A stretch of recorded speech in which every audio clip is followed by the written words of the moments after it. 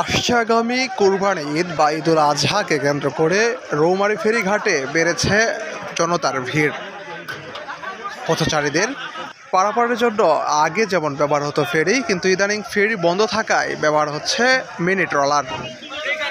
ট্রলারে করে ফিরতে হচ্ছে ঈদে বাড়িতে। এবার রাস্তার সমস্যার কারণে ফেরি চলাচল সাময়িকভাবে বন্ধ রয়েছে এবং রৌমারী ফেরিঘাটে কিন্তু পর্যাপ্ত পরিমাণে আইন শৃঙ্খলা রক্ষাকারী বাহিনী থেকে শুরু করে সকল নিরাপত্তা বাহিনী রয়েছে। এবং রৌমারী ফেরিঘাটে দেখতেই পাচ্ছেন পানি কিন্তু ধীরে ধীরে বাড়ার কারণে যাতায়াতে একটু সময়ও বেশি লাগছে। সুপ্রিয় দর্শক, রৌমারী ফেরিঘাটের বিস্তারিত থাকছে আজকে ভিডিওতে, দেখতে থাকুন।